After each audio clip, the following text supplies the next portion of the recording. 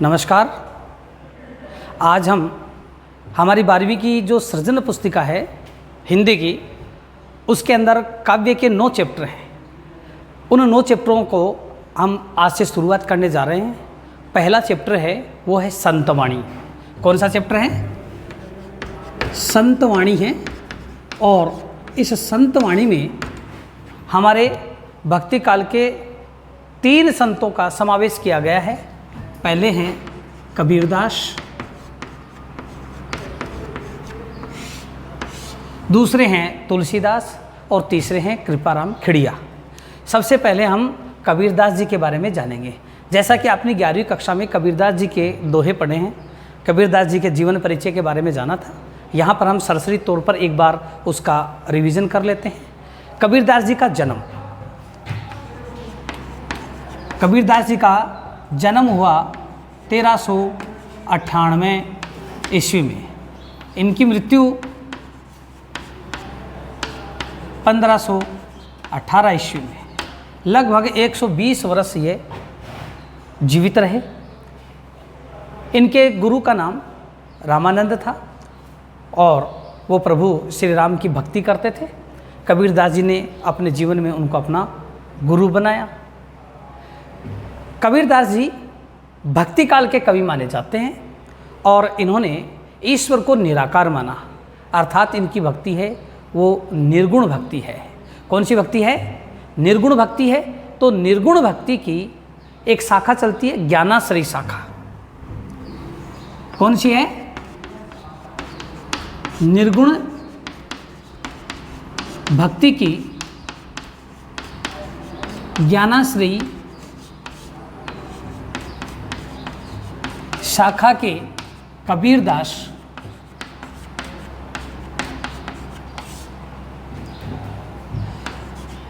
क्या हैं? प्रतिनिधि कवि हैं। प्रतिनिधि कवि हैं। ये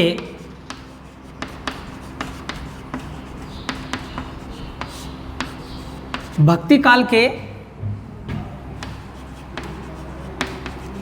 प्रमुख समाज सुधारक,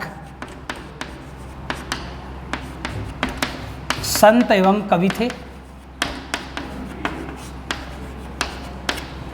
इन्होंने समाज में व्याप्त ऊंच नीच की भावना, छुआछूत की भावना, बहुदेववाद आदि का कड़ा विरोध किया। लिख सकते हैं हम,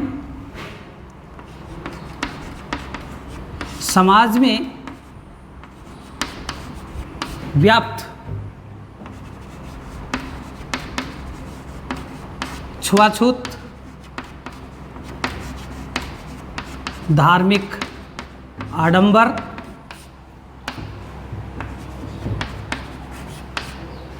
ऊंच नीच की भावना,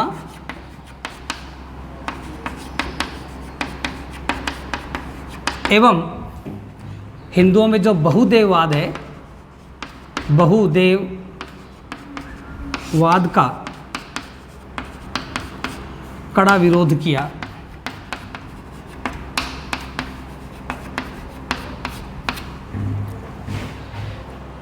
इसलिए इनको कवि से ज़्यादा समाज सुधारक माना जाता है। हमारे साहित्यकार हुए हैं आचार्य हजारी प्रसाद द्विवेदी। आचार्य हजारी प्रसाद द्विवेदी ने कबीरदास को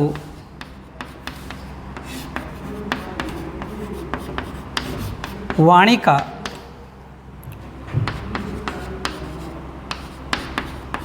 डिटेक्टर कहा है। अर्थात ये अपनी भावनाओं को व्यक्त करने के लिए शब्दों को जैसे चाहे तोड़ मरोड़ कर लिख देते थे और इनकी बातों का प्रभाव सीधे व्यक्ति के हृदय पर पड़ता था। इनके जो दोहे थे वो इतने ज़्यादा प्रभावी थे कि इनके दोहों को सुनकर इनका विरोधी विचलित हो जाता था। इसलिए क्योंकि शब्दों को तोड़ मरोड़ कर जैसे चाहे अपनी इच्छा के अनुसार ये व्यक्त करने में माहिर थे, इसीलिए आचार्य हजारी प्रसाद द्विवेदी ने इनको वाणी का डिटेक्टर कहा है। इनके उपदेशों का संकलन, कबीरदास के उपदेशों का संकलन इनके शिष्य कौन थे? धर्मदास। कबीर जी के शिष्य का नाम था धर्मदास। इनके शिष्य धर्मदास ने एक ग्रंथ लिखा जिसका नाम दिया इन्होंने बीजक। क्या नाम दिया है? बीजक। उपदेशों का संचलन के शिष्य धर्मदास ने बीजक में किया है। बीजक के 3 भाग हैं जो आपको याद रखने हैं। बीजक के 3 भाग हैं। नंबर 1 साखी, शब्द और रैमेनी। साखी का मतलब साक्षी है, अर्थात जिसको अपने अनुभव के आधार पर इन्होंने महसूस किया, ऐसे अपने भावों को व्यक्त करने के लिए साखी का शब्द प्रयोग किया है। शब्द में ज्ञान का महत्व बताया गया है, जीवन में ज्ञान का क्या महत्व है। और रेमेनी में इन्होंने अपने अंतरतम को जागृत करने के लिए पदों की रचना की है।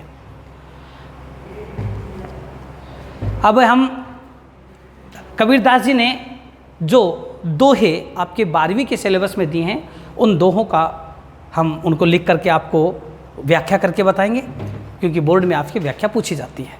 लिखिए, हम दोहे लिख रहे हैं। हाँ, तो हम कबीरदास जी के बारे में पढ़ रहे थे। 12वीं के सिलेबस में उनके जो दोहे दिए गए हैं, उन दोहों की हम व्याख्या करेंगे। परीक्षा में आपको 2 या 3 दोहे पूछे जा सकते हैं, जिसमें आपको प्रसंग व्याख्या पूछी जाएगी। सबसे पहले में इसको प्रसंग लिखना होता है, फिर संदर्भ लिखना होता है, और उसके बाद में व्याख्या, और उसके बाद में विशेष लिखना होता है। तो सबसे पहले हमको आनी चाहिए, इसकी व्याख्या आनी चाहिए।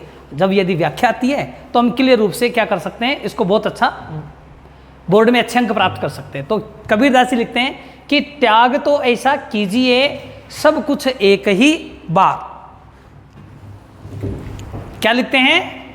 त्याग तो ऐसा कीजिए सब कुछ एक ही बार, सब प्रभु का मेरा नहीं, निश्चय किया विचार। निश्चय का मतलब है निश्चय करना।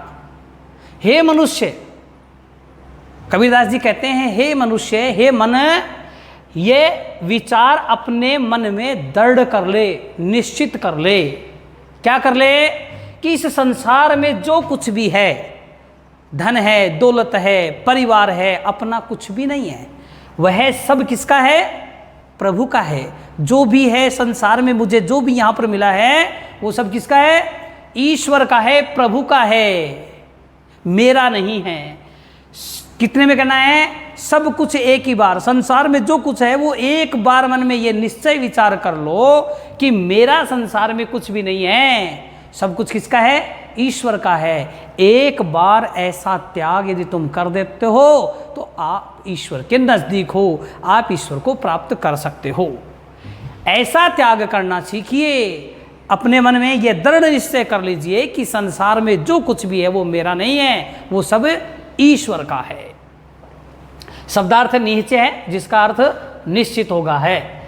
निश्चय किया विचार, निश्चित रूप से विचार कर लेना चाहिए। हाँ, विशेष क्या है? विशेष इसमें यह है कि यहाँ पर कबीरदास जी क्या करते हैं कि संसार में मोह माया से दूर रहना चाहिए, क्योंकि मोह माया के कारण ही व्यक्ति मोक्ष को प्राप्त नहीं होता है। दूसरा विशेष में लिख सकते हैं दोहा छंद है। कौन सा छंद है? दोहा छंद है। दोहे की विशेषता बता सकते हैं कि इसके 4 चरण होते हैं। इसके पहले और तीसरे चरण में 13 मात्राएं होती हैं, और दूसरे और चौथे में 11-11 मात्राएं होती हैं। अर्थात इसके ये मात्रिक छंद है। कौन सा है? अर्धमात्रिक छंद कहलाता है। फिर दूसरे में देखिए, सुनिए गुण की वार्ता, ओ गुण लीजे नाही, हंस क्षीर को गहत है, नीर सो त्यागे जाही। यहां पर कवि कहते हैं कि हे मनुष्य, जीवन में हमेशा तुम्हें गुणों को ही ग्रहण करना चाहिए। हमेशा गुणवान लोगों के बीच में, विद्वान लोगों के बीच में बैठना चाहिए, उन्हीं से सीख प्राप्त करनी चाहिए। कभी भी अवगुण का मतलब है अवगुण, अवगुण कभी भी अपने जीवन में नहीं लेने चाहिए। हमें कैसा बनना चाहिए, उदाहरण दिया है, हंस क्षीर को गहत है। जैसे हंस, दूध और पानी यदि मिश्रण मिला दिया जाए तो उस मिश्रण में हंस हमेशा क्या ग्रहण करता है, दूध को ही ग्रहण करता है। हंस क्षीर को गहत है, क्षीर यानी दूध, वह उस मिश्रण में से सिर्फ किसको ग्रहण करता है, दूध ही ग्रहण करता है। वो किसको त्याग देता है, नीर, वो पानी को त्याग देता है। वैसे ही संसार में गुण और अवगुण का मिश्रण है, गुणों और अवगुणों का मिश्रण है। जो व्यक्ति हमेशा गुणों को ही ग्रहण करता है वो हंस के समान बन जाता है, सद्गुणों से युक्त बन जाता है। यदि हम इसमें विशेष की बात करें तो वार्ता का मतलब है वार्ता, अवगुण का मतलब है अवगुण। हंस, क्षीर, क्षीर का मतलब है दूध, गहत यानी ग्रहण करना, नीर यानी जल, जाहि यानी उसे, वह उसे त्याग देता है।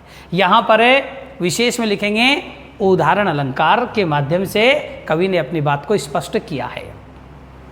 दोहा छंद है,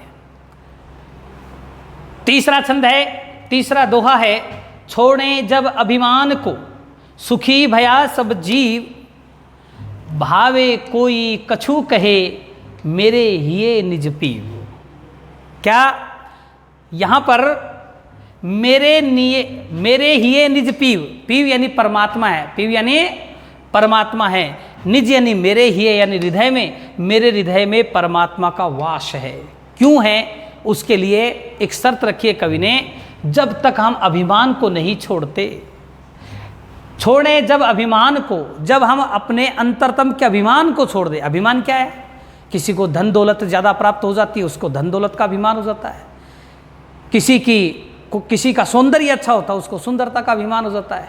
कोई बलवान होता है, उसे उसका वो मैं बड़ा बलशाली हूँ इसका अभिमान हो जाता है। किसी के पास में जमीन जायदाद प्रॉपर्टी ज़्यादा होती है, संपत्ति ज़्यादा होती है, उसका अभिमान हो जाता है। तो अभिमान व्यक्ति के मन में उस जब हो जाता है तो व्यक्ति कभी सुखी नहीं रह सकता। कबीर जी कहते हैं, यदि व्यक्ति को सुखी रहना है, मनुष्य यदि तुम सुखी रहना चाहते हो तो तुम्हें क्या छोड़ना पड़ेगा, अभिमान छोड़ना पड़ेगा, घमंड छोड़ना पड़ेगा। जब तक तुम अभिमान को नहीं छोड़ते सुखी नहीं हो सकते। तो कबीर जी कहते हैं, जब हम अभिमान को छोड़ देते हैं तब सबके सब जीव क्या हो जाते हैं, सुख को प्राप्त हो जाते हैं, आत्मसंतुष्टि हो जाती है। चाहे मेरे बारे में कोई कुछ भी कहे, भावे मतलब चाहे कोई मेरे विषय में कुछ भी कहे, क्योंकि मैंने अभिमान त्याग दिया है और इसलिए मेरे पीव, मेरे परमात्मा मेरे हृदय के अंदर विद्यमान रहते हैं। तो इसमें कवि ने अभिमान को त्यागने से ही मनुष्य को सुखी होने का संदेश दिया गया है, तभी उसके अंदर परमात्म तत्व प्राप्त हो सकता है।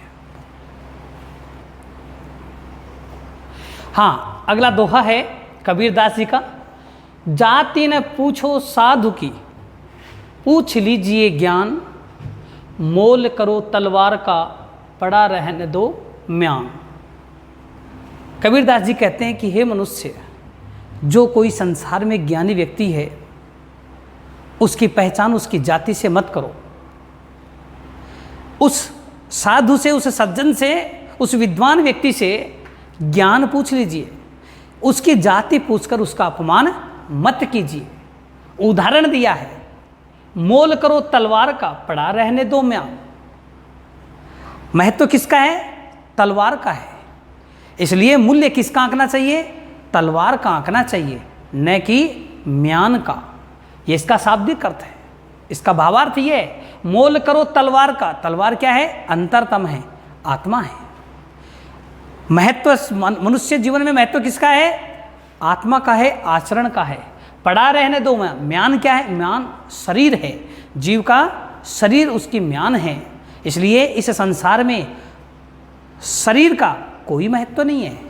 हे मनुष्य, महत्व किसका है, आत्म तत्व का है। ये इसका भावार्थ है। उदाहरण अलंकार है और दोहा छंद है। संगत कीजिए साधु की, संगत कीजिए साधु की, कभी न निष्फल हो, लोहा पारस परसते सो भी कंचन हो। कबीरदास जी कहते हैं कि हे मनुष्य, हमेशा तुम्हें संगत किसकी करनी चाहिए? सज्जनों की करनी चाहिए, साधु की करनी चाहिए, विद्वानों की संगत में रहना चाहिए, क्योंकि विद्वानों की संगत में रहने से जीवन में कभी कोई हानि नहीं होती, उनकी संगत कभी भी निष्फल नहीं होती, कुछ न कुछ जीवन में फल अवश्य मिलता है।